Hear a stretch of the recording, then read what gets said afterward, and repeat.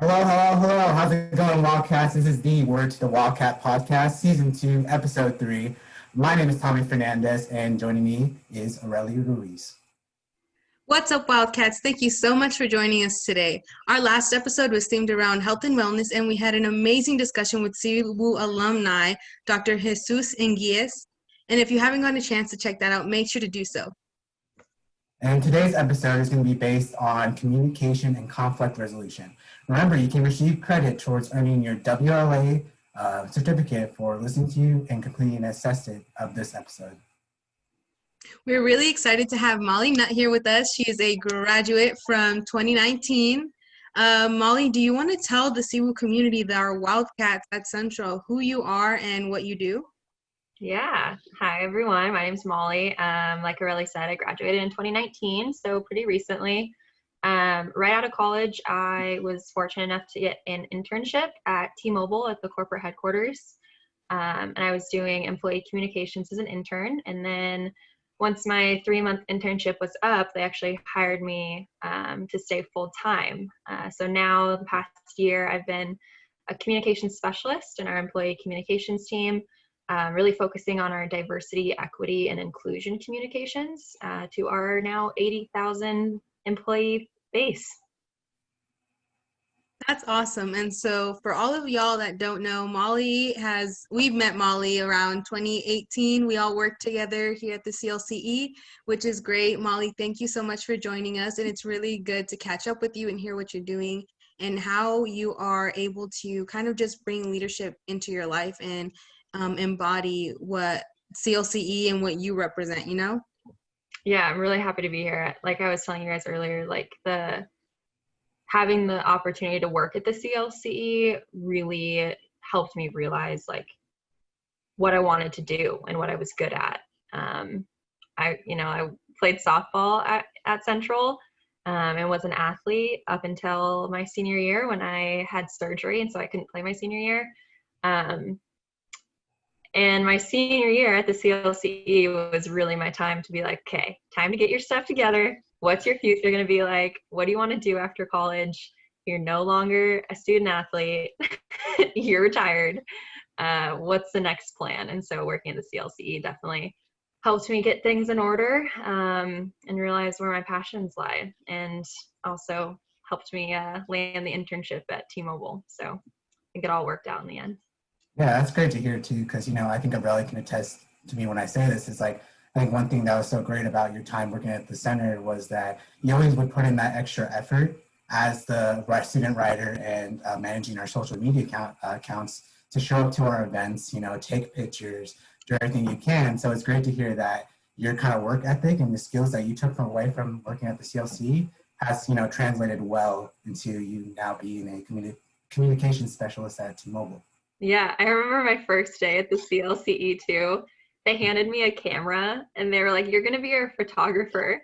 And I'm like, I've only taken photos on an iPhone, but sure, let's figure out how to work this. And we went on that retreat before school even started with the freshmen. What was that called? ELP? ELP, yeah. And so we went there and Joanne handed me a camera and she said, you're taking pictures this entire trip. I had to figure out how to use a camera, figure out lighting. Like, I don't use those skills anymore at all. I've given up the photography role. I did not know what I was doing. But the writing, that was definitely a learning opportunity. Because it was something that, like, I was always really passionate about. I knew I liked writing, and I knew I was good at it. And that year, I also got to write for the Pulse magazine on campus, too. So it was really, like, a lot of pieces came together at the same time for me to help figure out what I wanted to do next. And the CLC, I have a lot to thank for it. That's awesome. That makes me so happy to hear that, because I know from like what I met you like a couple years ago, only got to spend a year with you, and we follow each other on social media and it's great. And like, I just love seeing you being able to take that passion that you have for communication, and look at us now. We're having a whole discussion about communication and conflict resolution. It's great. I love it. What the heck? Weird. Full circle. Right? Yeah, I miss you guys too. Tommy mentioned that you went from like straight to an intern right into a full-time employee position. Has that changed like at all, like beyond like COVID? Like I know that it might have looked a little bit different for you, but how did the communication aspect come into play, or like any type of conflict resolution come into play with that whole situation? Yeah, well, to your first question, like going from an intern to a full-time employee, um, I think I was able to navigate it fairly smoothly just because I had a really great team that really believed in my skills and trusted me. So it wasn't really a, transition period where like, oh, we're giving the intern more work and responsibility. What's going to happen? I really started taking the responsibility before my internship was up. And I started getting tested early to see what I could handle and what I couldn't. And I think, being offered the full-time job and having them trust me and believe in my skills too, was really good. But that's not to say that being the youngest person on the team doesn't come with challenges. I really try to make sure that my age isn't a factor in how I'm perceived or how I represent myself. I think when I tell people I just graduated a year ago, they're oftentimes surprised just because I think I hold myself with a lot of confidence, and I'm able to convince people that I think I know what I'm doing, at least. Fake it till you make it, right? But then your other question about like how have we managed communications in time of a pandemic, and I think every large company is asking themselves that question. I think T-Mobile has done a really great job switching to a virtual environment, but my job is all focused on diversity, equity, and inclusion communications. And so right now those topics are top of mind for everybody, like the Black Lives Matter movement, how COVID-19 has been impacting minorities and underrepresented groups, how the election is going to impact different groups, just celebrating different points throughout the year too, like Hispanic Heritage Month or Indigenous Peoples Day, I think is this month too. Like there's celebrations that we have to fit in among all the chaos and among all the noise. And that's what I really like about my job is I get to celebrate with employees and give them opportunities to come together and celebrate their culture and their heritage or their beliefs or, what they want to represent. And I get to help bring that to our T-Mobile employee community, which has been great because we all know we need some community and we need some smiles during COVID times. Like it has been crazy, absolutely crazy. So that's what I've really liked about my job the last few months is despite the noise, despite the chaos, we prioritize making sure employees feel heard and appreciated and celebrated. Yeah. Yeah, I'm kind of curious because I bet there's a lot of like different kind of, strategies that you have to go through when you're communicating on like some of those like controversial topics. Yeah. Talk about speaking like Black Lives Matter and all that stuff, and just like people that you're communicating to, they might have different opinions on. So how do you just like present it in a way that addresses everyone and kind of like brings together more unity rather than trying to divide up certain groups? Yeah, it's a hard question to answer because everybody has an opinion about something, and everyone wants their opinion to be heard. Yeah. So I think the first thing I always think about is I am a straight white female that grew up with privilege, and I don't know what a lot of people are going through. I can sympathize, I can try to understand, I can talk to them, I can listen, but I don't have the ability to empathize because I haven't been through things. I'm white, I'm straight. I have a hard time, talking to a Black colleague and saying, I understand what you're going through because I just don't. So I think listening has been really key for me, especially early in my career. I'm very quick to admit that I don't have the answers, but I'm always willing to try to find them. And I think for my job, especially since I focus on employees, it's letting employees tell their stories. So a big part of my job is sitting down and interviewing our employees and asking them about their stories and letting them share to the rest of the employees their thoughts, as long as they're not too divisive. We're not going to have, we're never going to put an employee in a position where they could be attacked in any way. But like, for an example, right now is Hispanic Heritage Month. And so we're interviewing employees throughout the month and having them share their culture and their experiences and what they're proud about their past and, traditions or cultural beliefs. And then we're also talking about the way the Hispanic community is being impacted by COVID. And for Afro-Latinos, how they've been navigating the Black Lives Matter movement and how their identity is, really shapes their beliefs and opinions about the world. And so, yeah, that's one thing that we do at T-Mobile that I'm really proud about is we let employees lead the conversation oftentimes, and we really bring their voices to the front. And that's a fun part of my job. So I just get to hear about a bunch of different experiences and lives and talk to our employees. Yeah, and that's very important too, because I feel like communication goes both ways. It's like you can effectively communicate, but you also have to effectively listen. Totally. I think that's great that you really just take the time to really hear to what like your people need and what like kind of like their opinions, and that's how you kind of based off how you address certain issues. Yeah, totally. And the diversity and equity and inclusion team that I work with, they represent different groups. And it's interesting because I get to do the communications for all of these groups, but I don't necessarily fit into any of them.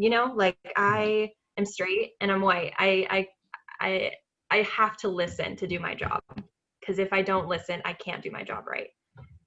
So that's, in my opinion, one of the most important things of communications is listening and knowing who your audience is, and knowing how to approach it with kindness and sympathy and, trying to do what's right for that group and listening to what they need. Love it. Same. It's so great to hear that, because I feel like so much of this is like, it's been lost. The listening aspect has really been lost. We don't listen to each other. We don't try to understand. And I really appreciate that you go forth and you do your job doing just that. Like a whole big portion of your job is just listening. And I feel like that's something that we can all benefit from in like our day-to-day lives, and just go home and listen to somebody. It's not that hard. We just need to take the time and do that. But that's just me being a little preachy. But beyond that, I love it. I think it's great that you. But anyways, yeah, like listening, but also like acknowledging. I think helps too in the process of talking about these issues, and something that's currently happening in our leadership right now is just that some people aren't acknowledging that there are these issues, and they're kind of sugarcoated it, and so that's very important. Yeah, I think especially with this being an election year, an election coming up in less than a month, that has really been a topic of conversation for our employees. So we brought in the CEO of vote.org to come and talk to employees about the importance of voting. And at no point in the entire event did we ever talk about who you should vote for, or what a candidate represents, or how candidate X believes in something that candidate Y doesn't believe in. Because the topic of conversation shouldn't be who to vote for. The topic of conversation to be you need to vote. Yeah. And that, I think, has been lost in our generation a little bit, is the importance of voting. There's a lot, of distrust in the national election because of the Electoral College. And that was something that we talked a lot about. But I think what people don't talk about as often is all the other opportunities to vote on the ballot this coming election year. Like, you're voting for your local representatives as well, and those aren't impacted by the Electoral College.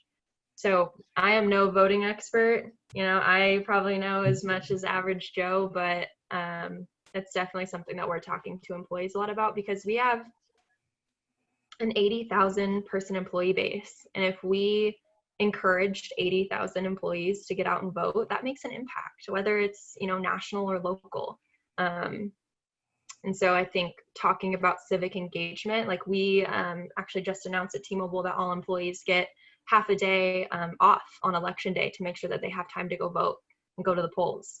That's never been done in T-Mobile history. And so we're really excited to be a part of that. So I think the conversation of like a lot of the things we're talking about right now, COVID, Black Lives Matter, impact on minorities, a lot of them come down to, they all kind of spiral into the topic of elections and political candidates. And I am probably one of the least political people. Like I don't talk about politics ever, but I think I definitely want to encourage everyone to vote. So anyone that's listening to this podcast, you still have time by the time you listen to this to vote. Facts. Well, I love hearing that. Honestly, I already registered to vote, but you make me want to go register again and again. But it's important. Make sure all your friends are registered too. Oh yeah, for sure. Yeah, most definitely. So yeah, make sure to go out and vote and make sure that your voice is heard because people are listening. That's the whole big part that we're talking about, communications. People are listening, so make sure you go do that. But something that you mentioned really caught my attention, how you mentioned how you have what, 80,000? About 80,000 employees now, yeah. Employees, and that's incredible. I love hearing that because that's just a whole different sense of community. And your job is to go ahead and talk to individuals that are working for T-Mobile.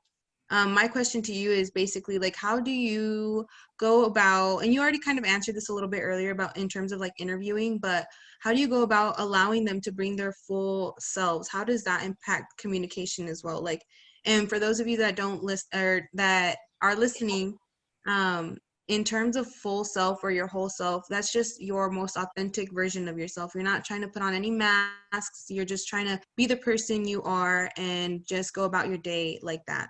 So yeah, how do you help manage that as well in terms of communication? Yeah. So that's a huge part of my job is making sure employees feel like they can bring their whole selves to work. So working with our diversity, equity, and inclusion team, which we always say DE&I because it's easier, less of a mouthful. But we have those employee resource groups, and about half of our employee base at T-Mobile is signed up for one or more of those employee resource groups. And those have such an amazing community, like our Pride community, so our LGBTQ plus community. There are tens of thousands of people. We have, I'm not sure if you're familiar, but we have Slack, which is like kind of like DMing, but all employees are in there, kind of like Skype, I guess. But it's an application. So we have like tens of thousands of employees in each of these employee resource groups channels. And we have people all over the US like being like, good morning from Philadelphia, good morning from Atlanta, how you guys doing today? And it's really beautiful to see the amount of support that employees bring for each other. And our kind of motto for DE&I is #BU. Kind of cheesy, but it works. But we want to make sure at T-Mobile, like we have been recognized as a best place to work for a lot of different reasons. But for me, I think it's the best place to work because people are encouraged to be themselves. These are some great things that we're talking about, and I really appreciate you talking about it, but just kind of like going backwards and maybe discussing a little bit of how you got to where you are. You were a CLCE student writer. How did that impact your view or your perspective on how you're carrying yourself or how you communicate with others now? Yeah, that's a good question. I think working at the CLCE, we got to do a lot of community outreach, and we got to do a lot of events in the community and work with different departments on campus and different organizations in Ellensburg. And I think it really helped me realize the power of community and the feel goods that you get when you know you're helping someone else. And I don't think I made that connection as much as a student athlete. We worked with youth and we did, softball camps and we volunteered, but it was, for me, oftentimes a box to check as an athlete. And it wasn't coming from I want to make a sincere impact and I know how I can make an impact. And I think the CLCE helped me realize that and kind of make that connection in my mind. I've always been really passionate about community service, but it was never community service as a job. Like I never saw it being able to translate to a career or an income. And I'm obviously not doing community service in the traditional sense at T-Mobile, But it's my job to connect with our T-Mobile community and give them resources and, try to create a sense of family and connectivity in a times that it's hard to make connections virtually. And so I think what I learned at the CLCE about, community investment and what you get back from it, I've been able to carry with me at T-Mobile, thankfully. Yeah, and that's awesome. And I'll say, like, besides, it's the CLCE, we really want to help individuals and students develop their leadership, development. We also want them to really connect with this new community that they're in. Many people have never really been to Ellensburg, or they're from Ellensburg. So we like to give them this opportunity to really connect and kind of make this feel like home for them. Mm-hmm. Yeah, I really loved how you just set it up, just having that community aspect. Really Yeah, and I mean, full transparency, CLCE was really my first real job.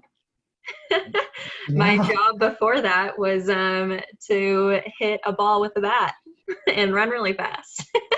So it was really my first official experience as an employee for an organization, which is a little strange that it took me until my senior year of college. But, I was so laser focused on being an athlete, playing sports, and that was just my life for a really long time. And, I think working at the CLCE in any department on campus helps you get ready for the transition to the quote unquote real world. It helps you, just understand what it's like working on a team, having to have like time management skills outside of the classroom.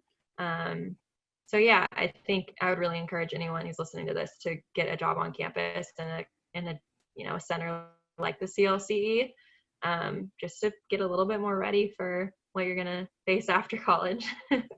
Yeah, and we're talking about communications. Like, I can say, like, going back to my sophomore year when we first all were working together, I wasn't gonna think that I was gonna be doing something like a podcast where I have to put myself out there and communicate like this. And so I think it's just really helping myself develop and just, I think, feeling that confidence, because I think communication and how you effectively communicate also revolves around how confident you are, and just so honestly, just knowing what you're talking about helps too. But yeah. All right, Molly. So what professional experience was really hard in the moment, but in retrospect, you learned a lot from that within your role? One time when I just finished my internship and I knew I was going to be full-time. There was a colleague of mine that I'm actually really close with, but she said that when I was an intern, I was annoyingly positive and annoyingly optimistic, and it bothered her. And when she said that, I just kind of laughed it off, because I was like, oh, I mean, yeah, I guess I am pretty optimistic and positive. I never thought it was like to the point that I could annoy someone. But I mean, when you're in a corporate setting too, for employees that have been working in the corporate world for, a span of a couple years, I could see why the optimism and positivity wouldn't be as high as like an intern who's just wide-eyed and bushy-tailed and ready to like conquer the world. So yeah, in the moment when she said that I was annoyingly optimistic, I was like, yeah, I mean, yeah, maybe. And then I kind of sat there and reflected, and I was like, am I too positive? Am I too optimistic about my job and what I'm doing? And I really started to question myself, like, should I not be this optimistic? Should I not be happy about this, about what I'm doing? And I came to the conclusion that no, it's fine being optimistic and positive. It's fine being happy and smiling. Even if you're the only person in the room doing it, I think it adds energy that a lot of people don't always bring. And I think sometimes you need a young, wide-eyed, bushy-tailed intern to come in and shake things up a little bit and throw in some, rainbows and butterflies and say, we can do it, team. But yeah, when she initially brought that up, I was like, crap, what did I do? Like, does everyone think this about me? Like, is this a problem? But you said, is this a problem? I know. I Energy. mean, has that ever happened to you guys? Like someone made a comment about the way that you present yourself? Yeah, well, for me, it's kind of like similar. And I feel like I kind of took a different approach than you did because I got that similar comment. Just being a ed major and wanting to pursue teaching and having all of these ideas and wanting to tackle all these issues for all of these students from different backgrounds. And it's Yeah. nearly impossible. But my mindset has always just kind of been like, I can do it. But I remember someone just saying something around those lines like, you can't do everything. You're not going to be able to like to do everything. And that kind of like got me more in a realistic mindset in a way, because to be fair, I'm not going to be able to save every student. I'm not going to be able to just go ahead and make sure that everyone's taken care of at every moment of the day. I have to make sure that I take care of what I need to take care of to the best of my ability. And I feel like that was when I kind of shifted more into kind of like a realistic version of what my career is currently and how I can change it and I want to adapt it. I can do a little bit later, but it's just more of a progressive thing. I can't really just take it all on at once. And I feel like that's kind of allowed me to plan more accordingly or just kind of do what I need to do in the moment type of thing. Yeah, no, I agree. I think when that employee made the comment to me too, um, it set expectations a little bit more for when I did become a full-time employee and started, really getting into the thick of things, and taking on a lot more responsibility. I am not always positive and optimistic. Like Yeah. it is when more responsibility gets added to your plate and more people expect things from you. It is harder to stay so optimistic. So in that sense, I am thankful that she prepared me a little bit with that, the "you're too positive" conversation. I think that's what I've learned in the past few months too. Like my job hasn't been easy. And I think it's helped me get a better idea of what it's going to take to maintain a healthy work-life balance too. Because right now, to be totally candid, my work-life balance is very poor. I am working a lot, too much. But it's hard when a lot of people are expecting a lot of things from you, and I'm still early in my career, and I want to please everyone, and I want to show them that I can do it, and I'm capable, and give me all the responsibilities and all the work, and I'll do it, and I'll do it well. And I think, especially for me, I am a perfectionist. I am a people pleaser. And it's hard to say no to things when you're this early in your career. And I want to move up in the company. And so yeah, I mean, I think that's one thing that this virtual world has also taught us is my living room is a step from my desk. I mean, I'm in a 400 square foot studio, so it's really not that hard. But like my office is in my apartment. And if it's 8 p.m. and I know I have something that I could be working on, why not just sit at my desk and work on it? But I could be going on a walk. I could be reading a book. I could be like doing something else that makes me happy. So yeah, I think that's one thing that a lot of people don't talk about enough is how hard it can be to manage life and work and make sure that you're making yourself a priority too. Because, like my job in DE&I is to make sure that everyone else feels heard and they can be themselves and they have a safe space. But if my cup is empty, I can't fill anyone else's.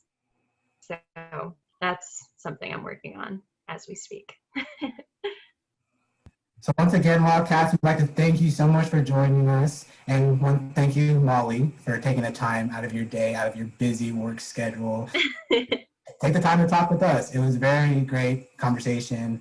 I really was looking forward to this with you. And for all our listeners out there, if you enjoyed today's episode and you want to hear more, you can listen to the podcast on Spotify, Apple and Google Podcasts, and YouTube at Word to the Wildcat. And if you're interested in any other programs that the CLC has to offer, please check out our website, cwu.presence.io, and follow our social media pages. That's right. And also remember, you can receive credit for just simply listening to this podcast, which will go towards your WLA certificate. And you can please fill out a quick assessment on today's episode. And last but not least, join us again next time. I'm Tommy. And I'm Aurelie, and this has been Word to the Wildcat.